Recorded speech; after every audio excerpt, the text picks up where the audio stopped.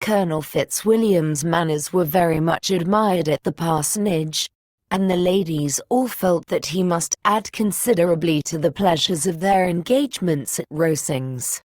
It was some days, however, before they received any invitation thither, for while there were visitors in the house, they could not be necessary, and it was not till Easter Day, almost a week after the gentleman's arrival, that they were honoured by such an attention, and then they were merely asked on leaving church to come there in the evening. For the last week they had seen very little of Lady Catherine or her daughter. Colonel Fitzwilliam had called at the parsonage more than once during the time, but Mr. Darcy they had seen only at church. The invitation was accepted, of course, and at a proper hour they joined the party in Lady Catherine's drawing-room. Her ladyship received them civilly, but it was plain that their company was by no means so acceptable as when she could get nobody else, and she was, in fact, almost engrossed by her nephews, speaking to them, especially to Darcy, much more than to any other person in the room. Colonel Fitzwilliam seemed really glad to see them. Anything was a welcome relief to him at Rosings, and Mrs. Collins's pretty friend had moreover caught his fancy very much. He now seated himself by her, and talked so agreeably of Kent and Hertfordshire, of travelling and staying at home, of new books and music, that Elizabeth had never been half so well entertained in that room before. And they conversed with so much spirit and flow, as to draw the attention of Lady Catherine herself, as well as of Mr. Darcy. His eyes had been soon and repeatedly turned towards them with a look of curiosity, and that her ladyship, after a while, shared the feeling, was more openly acknowledged, for she did not scruple to call out, "What is that you are saying, Fitzwilliam? What is it you are talking of? What are you telling Miss Bennet? Let me hear what it is." "We are speaking of music, madam," said he, when no longer able to avoid a reply. "Of music? Then pray speak aloud. It is of all subjects my delight. I must have my share in the conversation if you are speaking of music. There are few people in England, I suppose, who have more true enjoyment of music than myself, or a better natural taste. If I had ever learnt, I should have been a great proficient. And so would Anne, if her health had allowed her to apply. I am confident that she would have performed delightfully. How does Georgiana get on, Darcy?" Mr. Darcy spoke with affectionate praise of his sister's proficiency. "I am very glad to hear such a good account of her," said Lady Catherine, "and pray tell her from me, that she cannot expect to excel if she does not practice a good deal." "I assure you, madam," he replied, "that she does not need such advice. She practices very constantly. So much the better.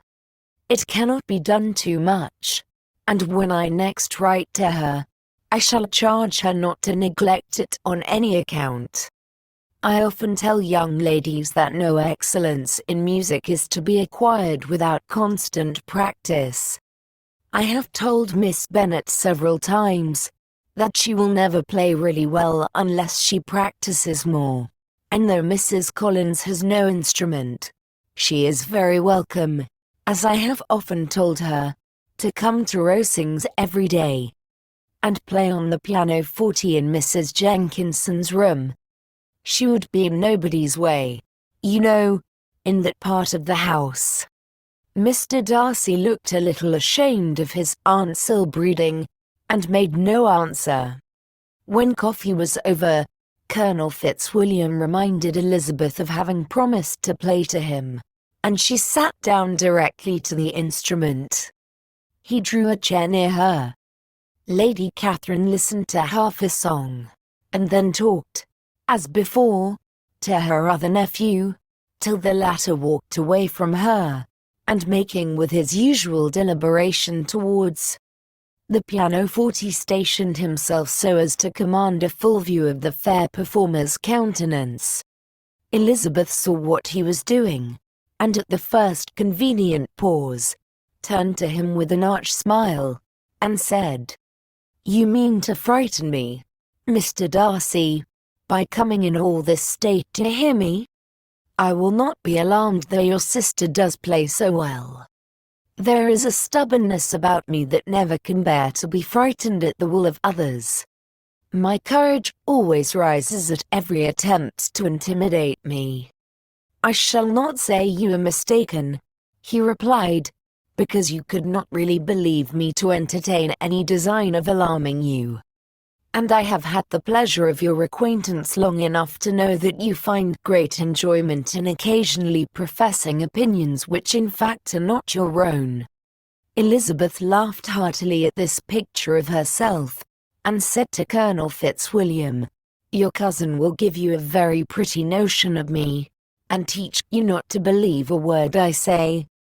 I am particularly unlucky in meeting with a person so able to expose my real character, in a part of the world where I had hoped to pass myself off with some degree of credit.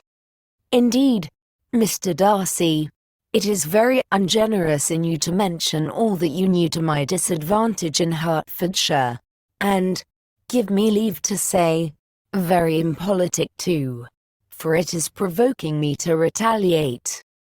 And such things may come out as will shock your relations to hear." "I am not afraid of you," said he, smilingly.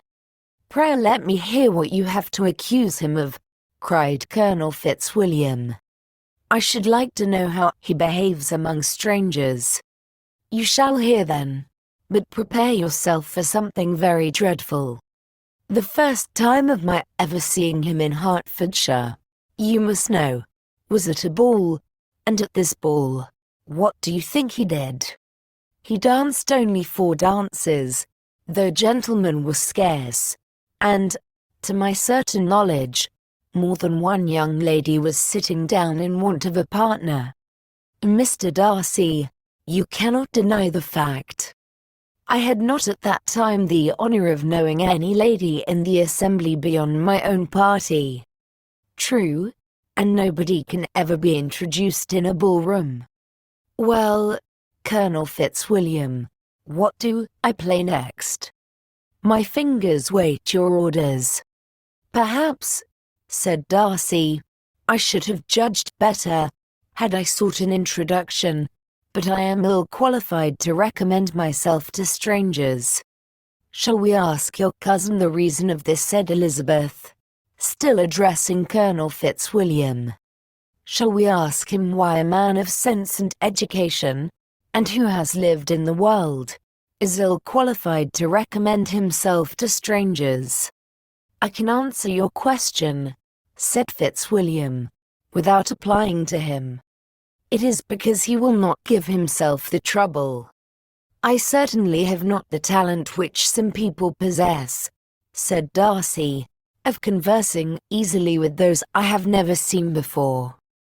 I cannot catch their tone of conversation, or appear interested in their concerns, as I often see done." "My fingers," said Elizabeth, "do not move over this instrument in the masterly manner which I see so many women's do.